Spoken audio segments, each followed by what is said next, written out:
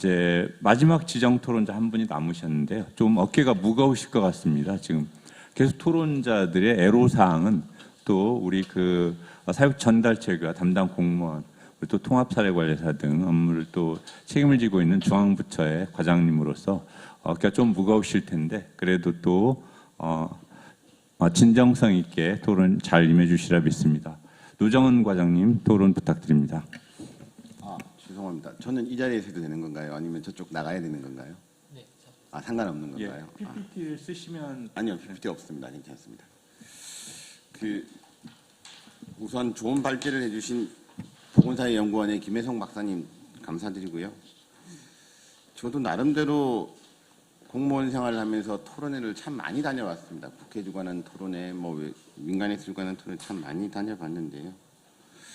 오늘 토론은 좀 생소하다라는 느낌을 받았습니다. 형식적으로는 한 분의 발제자와 네 분의, 저를 제외한 네 분의 지정 토론자로 토론회를 시작을 했으나 실제로 토론회는 5분의 발제자와 저 혼자만의 토론으로 진행되는 것 같습니다.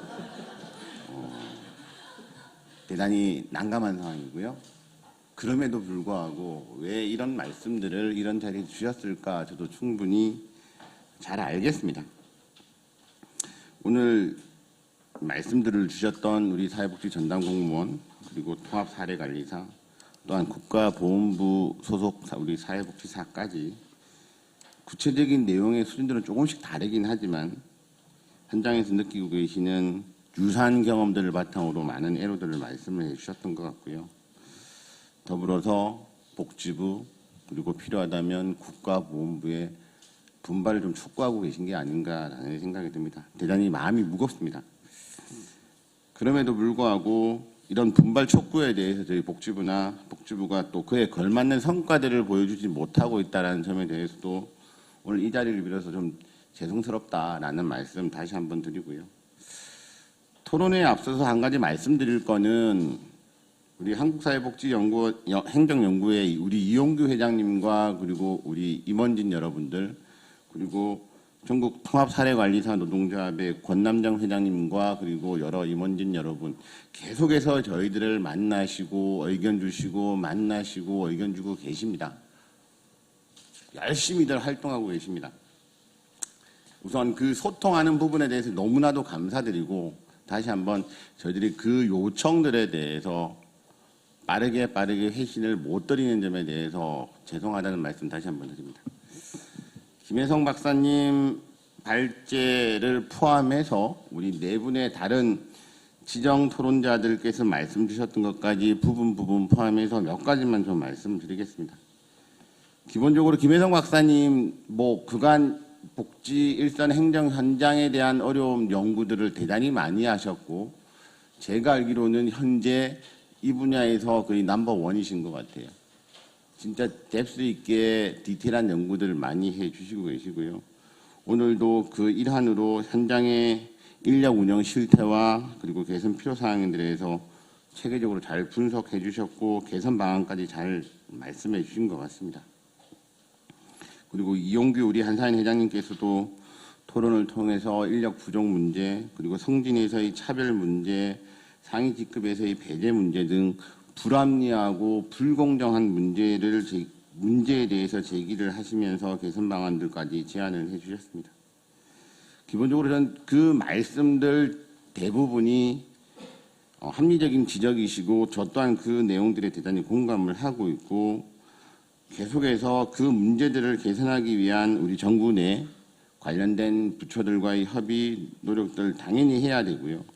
또 사안에 따라서는 분명히 지자체와의 협력 혹은 지자체의 변화를 촉구하는 것까지 해서 다각적인 노력들이 지속되어야 될 것 같고 또 그렇게 해 나가도록 노력하겠다는 말씀을 먼저 드리겠습니다. 잘 아시는 바와 같이 우리 사회복지 공무원들의 승진이나 보직관리에 개선사항이 많다, 꼭 개선되어야 된다라는 요구들 꽤 오랜 기간 진행된 걸로 저도 알고 있습니다. 저도 복지부에 입사한 지 한 20여 년이 넘었지만 저 입사할 때도 마찬가지였던 것 같고요. 조금씩 개선은 되어가는 것 같습니다. 다만 너무나도 더디게 되어가고 있다는 거죠. 그래서 현장에서는 그 개선 사항들을 사실은 체감을 잘 못하는 겁니다. 그럼에도 불구하고 저는 제가 할 수 있는 일은 계속 두들겨야 된다고 생각합니다. 계속 두들기고 두들겨야 된다고 생각합니다. 현장에 계신 분들보다 저희는 또 관련된 부처, 관련된 지자체에 계속해서 요구하고 요청하면서 변화를 더 빠르게 할 수 있도록 두들겨야 된다 생각하고요. 다만 그간의 많은 노력들이 있었음에도 불구하고 앞서도 말씀드렸던 것처럼 속도가 나지 못했다는 부분은 어떻게 해결해야 될지에 대해서 좀 더 고민이 되지 않나 싶고요. 인력 확충 문제와 관련해서 사실은 대단히 많이 힘든 점은 제가 말씀드리지 않아도 잘 아실 것 같고요. 그럼에도 불구하고 우리 김혜성 박사님 계속해서 꾸준하게 인력 확충 필요성 왜 해야 되는지에 대해서 계속해서 관련된 연구들을 통해서 제시해주고 계시고요. 저희가 지난해 이제 수원 세모녀 사건 이후로 복지 사각지대 발군 지원 체계 개선 대책을 만들면서 행정안전부 내에 스마트 복지 안전 공동체 추진단을 만들었고요. 그리고 그 추진단을 통해서 복지 안전 사각지대 해소를 위한 읍면동 조직 인력들을 어떻게 개선할 것인가에 대한 방안들을 마련하겠다라고 국민들께 약속을 드린 바고 있습니다. 지금 현재 지방행정을 담당하고 있는 행안부에서 이에 대해서 충분히 검토를 하고 있을 거라고 생각하고 있고요. 행안부하고 함께 협력을 해 나가도록 하겠습니다. 이용규 회장님께서 제안해 주신 근무환경 개선을 위한 제언들 저는 분명히 일리 있고 저희가 하나하나 꼼꼼히 들여다봐야 된다고 생각을 합니다. 다만 오늘 이 자리에서 그 모든 것들에 대해서 이렇습니다 저렇습니다 답을 드릴 수는 없고요. 시간이 좀 필요할 것 같습니다. 그럼에도 불구하고 한 가지 정도는 저는 말씀을 드려야 된다라고 생각을 하는 게 좀 복잡한 사안, 특히나 우리 김혜성 박사님도 발제에서 잠깐 말씀 주셨지만 현행 사회보장급여법에서 사회보장 특별전담기구를 둘 수 있다라고 되어 있기도 하지만 우리 이 회장님께서도 보건소와 같은 특별행정기구 설치가 필요하지 않냐라는 말씀을 주셨는데요. 만약에 이 말씀이 우리 잘 아시는 바와 같이 1990년대 후반에 있었던 보건복지사무소나 혹은 2000년대 초반에 있었던 사회복지사무소에 대한 그러한 유의 형태를 만약에 의도하고 말씀하신 거라고 하면 사실은 지방행정 전반에 대한 논의를 하지 않을 수 없다라는 전제를 갖고 있는 것 같아요. 그건 복지부만의 문제가 아니고 아마 정부 전체적인 문제일 겁니다. 왜냐하면 앞서도 이용규 회장님께서 제안해 주셨던 것 중에 공공복지 전달체계를 어떻게 개선할 것인가에 대한 연구 영역, TF가 됐든 어쨌든 연구 영역을 하자고 말씀을 주셨는데 거기에 대한 적시를 하셨던 예지만 관련된 정부 부처가 꽤 많은 걸로 되어 있어요. 교육부, 산자부 여러 부처까지 해서 결국은 이 논의들이 정부 전체에 대한 논의로도 갈 수 있을 거고 그에 따라서 여러 가지 사회적 협의에 대한 논의들도 필요할 것 같고요. 저는 근데 이 부분을 과연 우리 발제자분들께서 모르셨을까? 아니죠. 충분히 알고 계셨을 겁니다.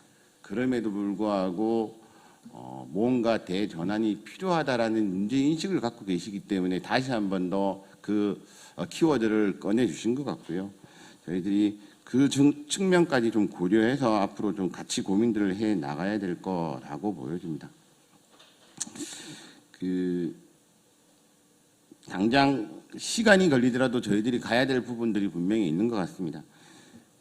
우리 말씀하셨던 보직이나 승진 관리에서 많은 불이익을 받고 계시다라는 부분이 대표적인 것 같고요.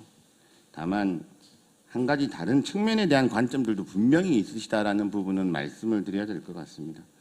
저는 읍면동 맞춤형 복지팀장의 맞춤형 복지팀장 전문직 배치 비율을 지자체 협동평가에 반영을 하자라는 말씀에 대해서는 저는 분명히 일리 있다라고 생각합니다. 그렇게 해서라도 앞서 말씀드린 속도감 있게 갈 수만 있다라고 하면, 근데 저희가 최근에 이제 다른 건으로 이제 지자체 합동평가 지표 반영에 대해서 관련 부처에 협조 요청을 하고 또 그에 대한 반영 여부를 사실상 결정하는 민간위원들을 뵈면서 느꼈던 중에 하나는 아마 이 화두를 꺼내면 중앙부처가 자치단체장의 인사권에 침범을 하시려고 하시네요. 그렇게는 안 되실 텐데요. 라는 반응들 조금 성급하긴 하지만 예상을 해볼 수는 있을 것 같아요. 근데 그럼에도 불구하고 이건 해볼 필요가 분명히 도전을 해야 해볼 필요가 있다라는 생각은 저도 들고요. 다만 아까 저 누구셨죠? 이영규 회장님이 말씀 주실 때 저는 이렇게 들었던 것 같습니다. 실제로 읍면동 맞춤형 복지팀장으로 재직을 하시지만 1년도 채 안 돼서 빨리 다른 자리로 옮기고 싶어하는 그런 분들도 계시고 그러다 보니 아까 또 우리 이정원 토론자가 말씀 주셨던 것처럼 제대로 된 슈퍼비전도 못 받고 하는 그래서 결국 그 피해들이 그 지역의 수많은 복지 대상자들께 돌아간다는 말씀들 저는 가능하다면 그걸 통계화를 시킬 수는 없지만 그걸 그렇게 실정화시킬 수 있는 자료들이나 사례들이 있으시다면 저희들한테 공유해 주시고 그러면 저희가 관련 부처와 그런 부분을 협의할 때 논고 자료 좀 활용을 한다면 또 도움이 될 수 있을 것 같아서 그건 겸사겸사 좀 부탁을 드리고 싶습니다.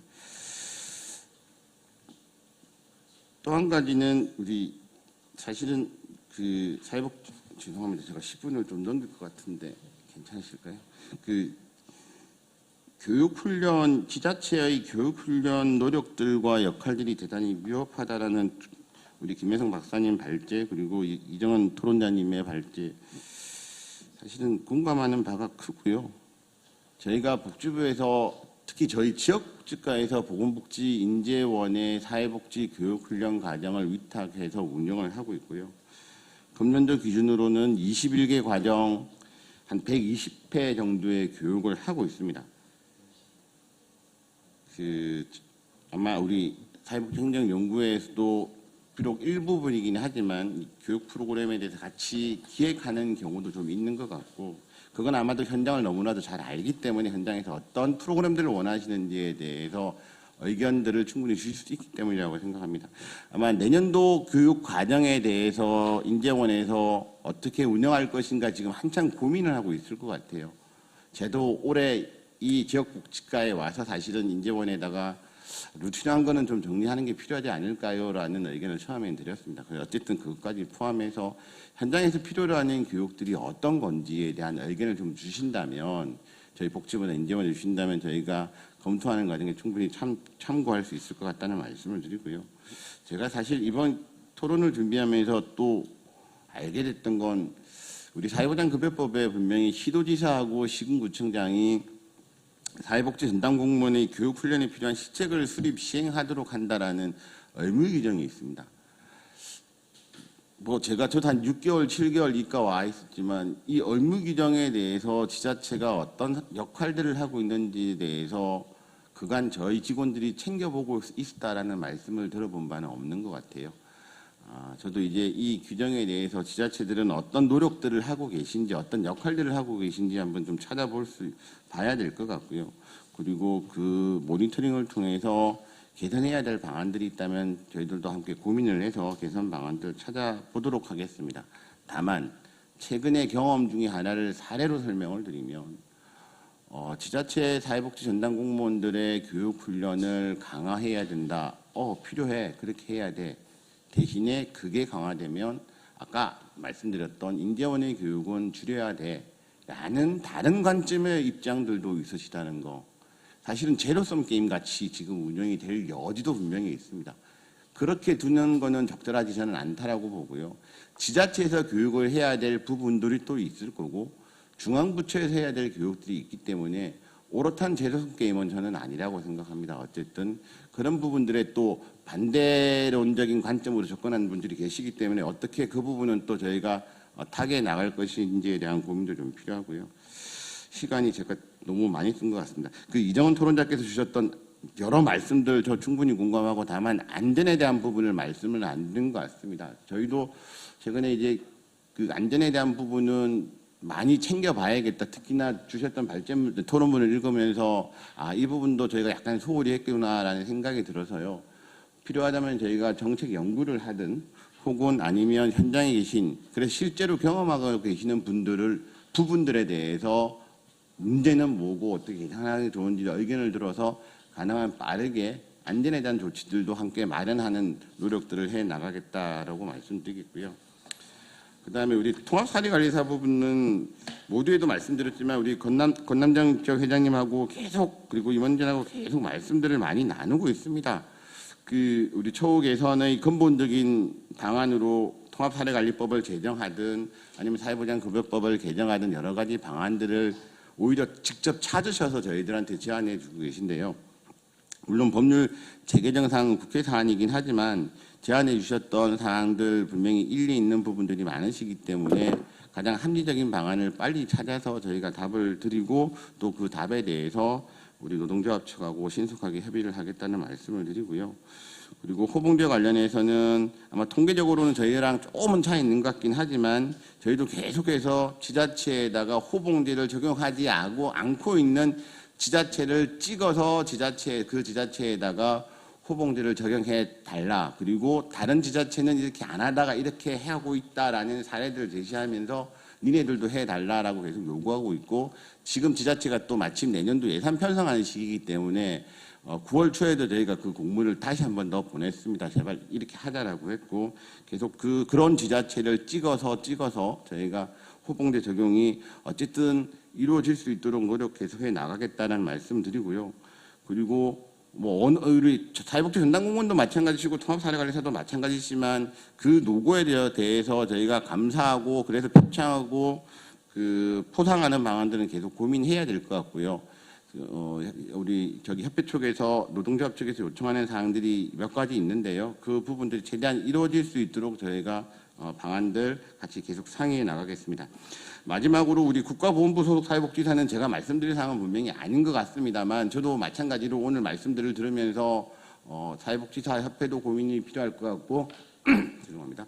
그 보훈부에서도 고민이 좀 많이 해야 될 사항이 아닌가 싶어지고요. 불행히도 오늘 보훈부에서 참석 못 하셨으니까 오늘 관련된 내용들은 저희가 보훈부에 정중하게 이런 의견들 있으셨다, 이런 고충들이 있으셨다라는 걸 보훈부에 꼭 전달해 드리도록 하겠습니다. 정리하면 어쨌든 현장에서 주셨던 의견들 모두를 다 이룰 수는 없고 모두를 다 동일한 속도로 할 수는 분명히 없을 것 같습니다. 우선순위를 정해서 연구가 필요한 건 연구를 하고 또 바로 시행해야 될 건 바로 시행하는 그런 방안들 저희가 꼭 마련해서 진행하겠다는 말씀을 드리고요.